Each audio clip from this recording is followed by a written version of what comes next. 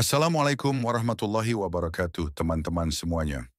Hari ini, aku akan membawamu dalam perjalanan Rizal, seorang pemuda biasa seperti kita, yang hidupnya berubah 180 derajat ketika ia akhirnya menemukan rahasia yang selama ini disembunyikan oleh orang-orang sukses.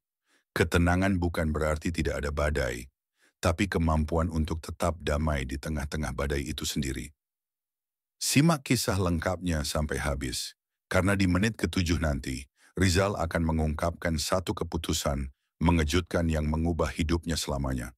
Sesuatu yang mungkin juga bisa kamu terapkan hari ini juga.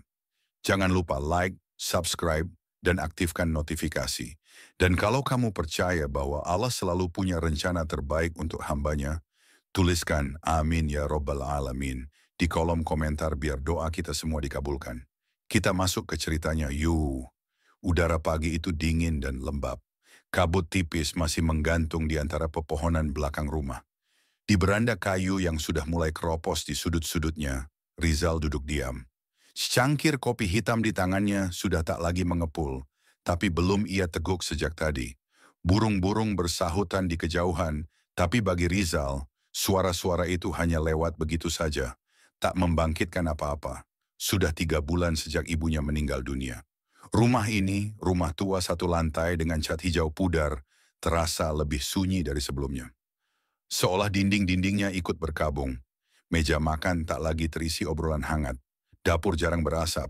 Dan kamar ibunya masih tertutup rapat. Rizal belum sanggup membukanya. Ia menganggur.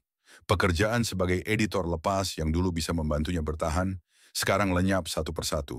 2 klien pamit karena anggaran dipotong. Satu lagi menghilang tanpa kabar. Uang tabungan terus menipis. "Rizal, kapan kamu mau keluar lagi?" tanya Tanti, kakaknya, lewat telepon minggu lalu. "Gimana kalau kamu pindah ke rumahku aja dulu? Rumah ini juga udah tua banget. Lagian, buat apa kamu sendirian di situ?"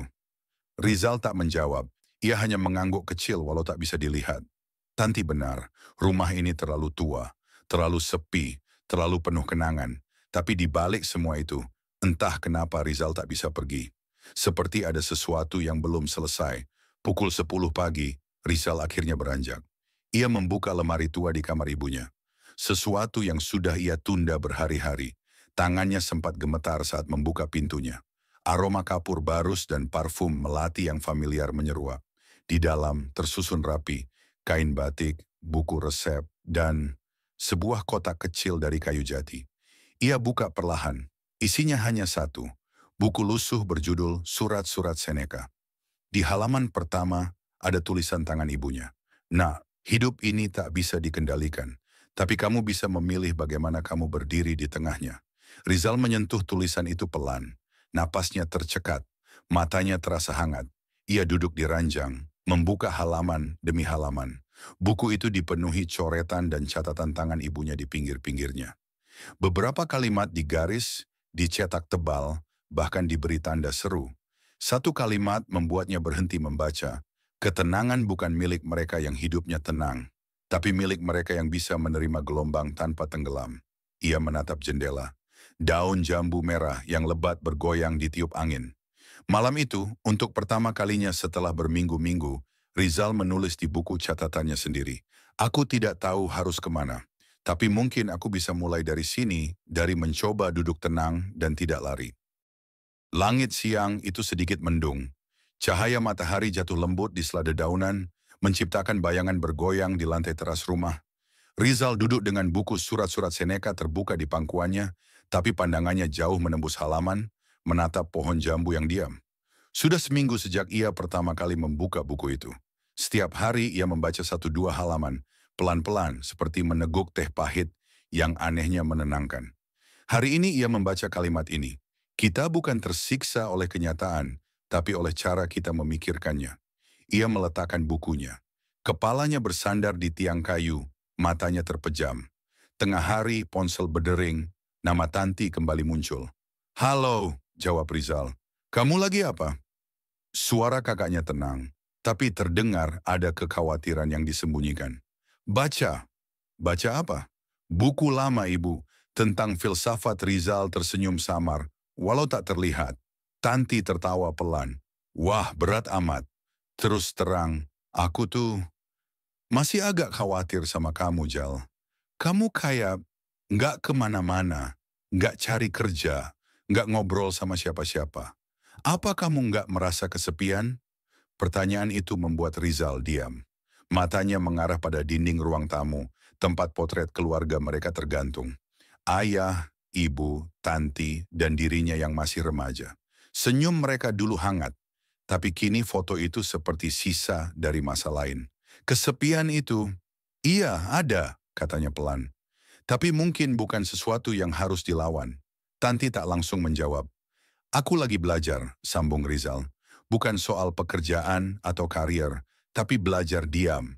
Dulu aku pikir hidup itu harus selalu penuh suara, gerak, target. Tapi sekarang aku ingin tahu, kalau aku berhenti sebentar, diam, apa yang tersisa dari diriku? Di ujung telepon, suara napas Tanti terdengar. Aku nggak sepenuhnya ngerti. Tapi kalau kamu butuh teman ngobrol, jangan diam terus ya. Rizal mengangguk kecil. Makasih, Tan. Sebelum telepon ditutup, Tanti sempat berkata, ngomong-ngomong, aku nemuin sesuatu di lemari dokumen ibu. Ada surat buat kamu. Aku kirim via ojek online ya. Sebentar lagi nyampe. Sore hari, amplop itu sampai. Kertasnya sudah agak menguning, tapi masih terlipat rapi. Di bagian depannya tertulis, untuk Rizal, kalau aku sudah tidak ada. Tangannya sedikit gemetar saat membuka. Tulisan ibunya lembut dan tegas. Setiap huruf seperti bicara langsung dari masa lalu. Nak, kalau kamu membaca ini, mungkin aku sudah tak bisa lagi duduk bersamamu di teras rumah. Tapi aku harap kamu tetap bisa mendengar suaraku di dalam hatimu. Jangan terlalu cepat merasa gagal. Hidup bukan perlombaan. Aku tahu kamu punya hati yang dalam, dan hati seperti itu mudah terluka. Tapi justru itu yang membuatmu hidup. Jangan benci sepi, karena di sanalah kamu akan menemukan dirimu yang sesungguhnya. Surat itu usai, tapi rasanya seperti pelukan hangat yang lama hilang. Rizal menutup surat itu, lalu berdiri. Ia membuka pintu belakang rumah, menatap kebun kecil yang dulu ibunya rawat. Tanaman-tanaman itu sebagian besar mati, tapi ada satu pot kecil yang tetap hidup. Tanaman lidah mertua, tumbuh diam-diam, tanpa butuh banyak perhatian. Dan di saat itu, Rizal sadar, mungkin ia tidak harus melawan hari ini. Ia hanya perlu menyambutnya, meski pelan, meski tanpa tawa. Malam harinya ia menulis, hari ini aku tidak produktif, tapi aku juga tidak marah pada diriku sendiri. Dan mungkin itu juga sebuah bentuk kemajuan. Beberapa minggu berlalu, hujan pertama bulan itu turun tanpa aba-aba, membasahi genteng rumah Rizal yang berdecit saat tetesan deras mengenai sambungan-sambungannya yang rapuh. Di dalam rumah, aroma tanah basah dan kopi hitam yang baru diseduh bercampur, menghangatkan ruang tamu kecil yang sepi. Rizal duduk di depan laptop lamanya. Layar menyala menampilkan surel dari seseorang bernama Bayu. Teman lama yang dulu satu tim dengannya saat masih bekerja sebagai editor lepas. Zal, aku buka proyek baru. Kita butuh orang yang bisa jaga kualitas naskah, dan aku langsung kepikiran kamu. Tapi syaratnya, kamu harus pindah ke Jakarta. Full time. Mulai bulan depan. Gaji lumayan. Kerjaan juga jelas. Gimana? Seketika dadanya terasa sesak. Satu sisi dirinya menggeliat, rindu akan rutinitas, pekerjaan, kehidupan nyata yang berjalan cepat. Tapi sisi lainnya seperti menolak. Hidup yang ia coba bangun di rumah ini masih terlalu rapuh untuk ditinggalkan. Ia belum benar-benar selesai berdamai. Keesokan harinya, saat Rizal tengah menyapu halaman depan, datang pesan dari Tanti. Zal, aku dan suami sepakat. Rumah ibu mending dijual. Duitnya kita bagi dua. Rumah tua itu banyak biaya. Lagian kamu juga belum jelas arahnya. Rizal terdiam, sapu di tangannya berhenti bergerak. Rumah ini satu-satunya peninggalan yang masih bisa ia sentuh. Satu-satunya tempat di dunia yang membuatnya merasa tidak harus berpura-pura.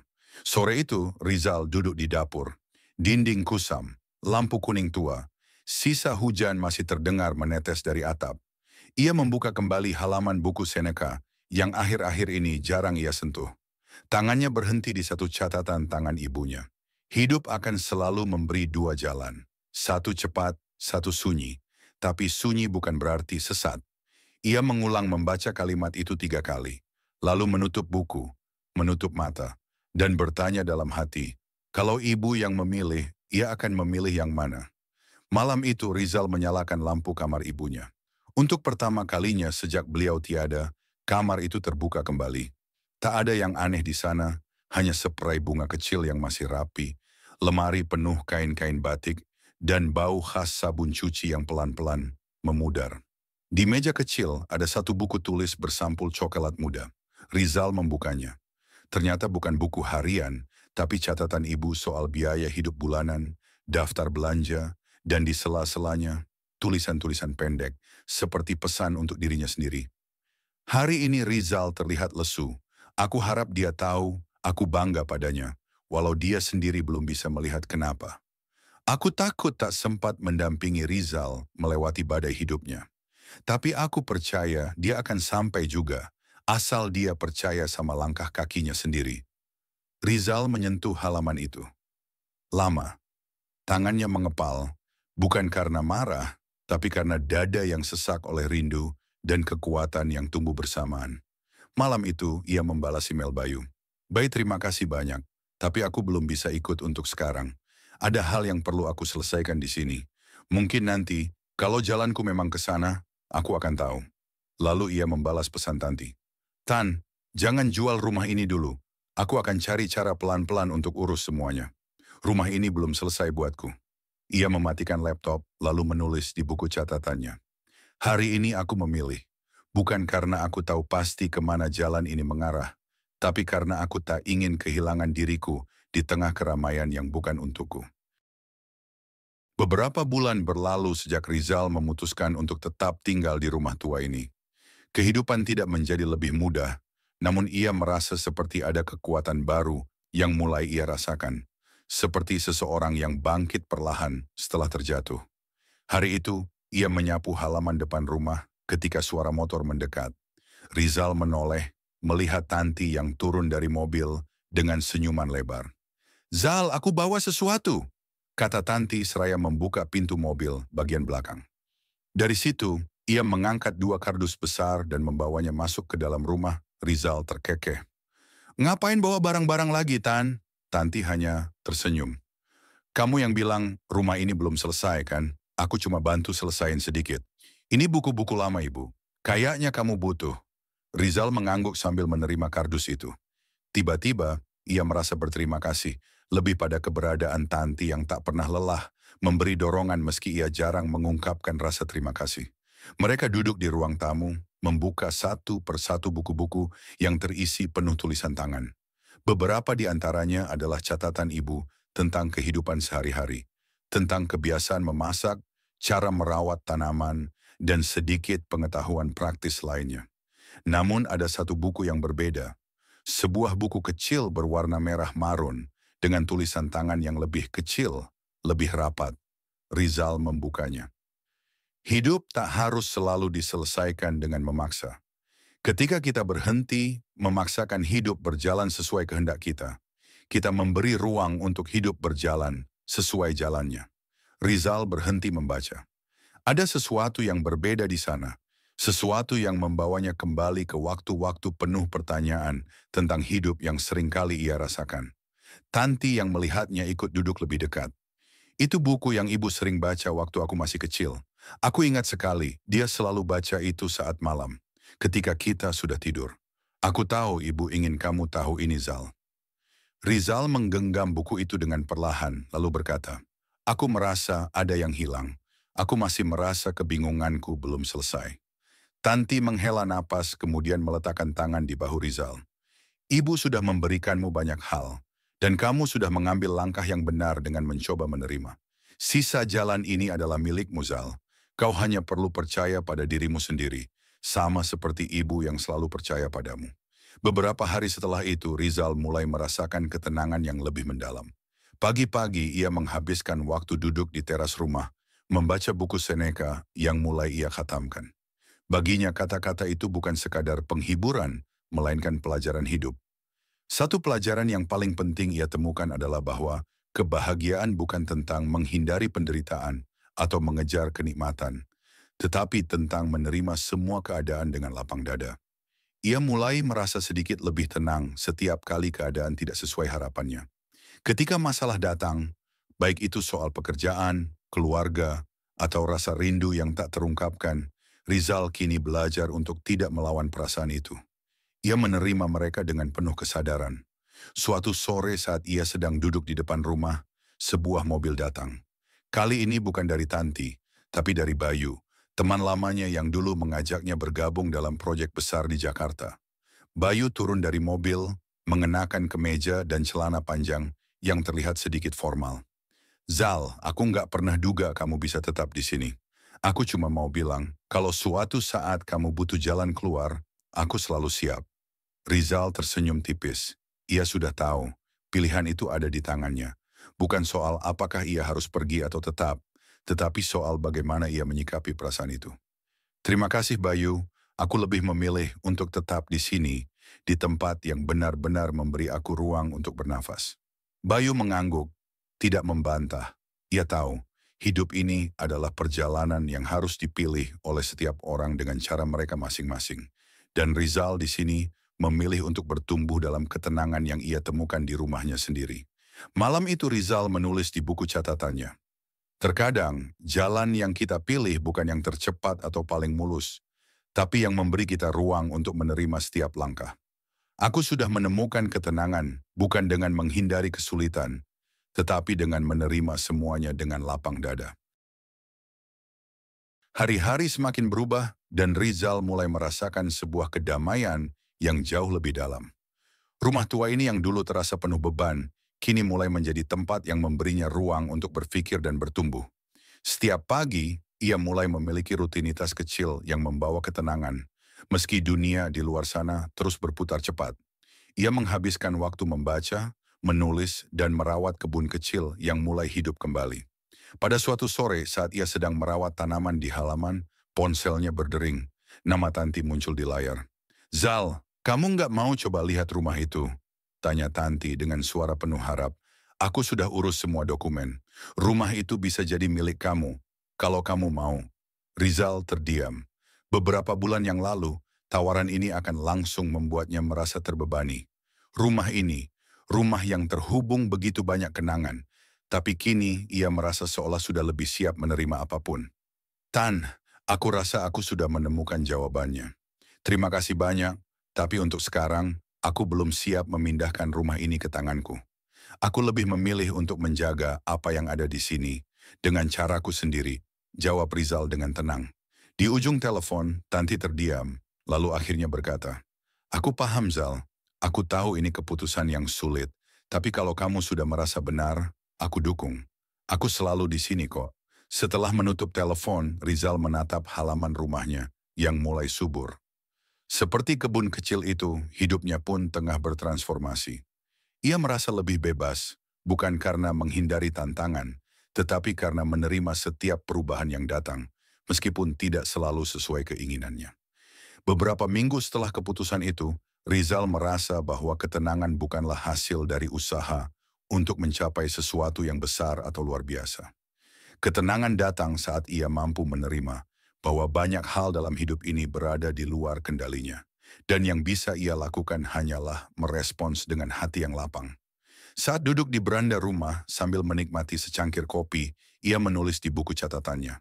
Aku dulu selalu berlari mengejar ketenangan, merasa bahwa itu adalah sesuatu yang harus dicapai. Tapi kini aku tahu, ketenangan bukan tempat yang harus dicapai. Itu adalah keadaan yang harus diterima. Ia memejamkan mata, meresapi ketenangan yang kini mengisi ruang hatinya. Tidak ada lagi tekanan untuk menjadi orang lain.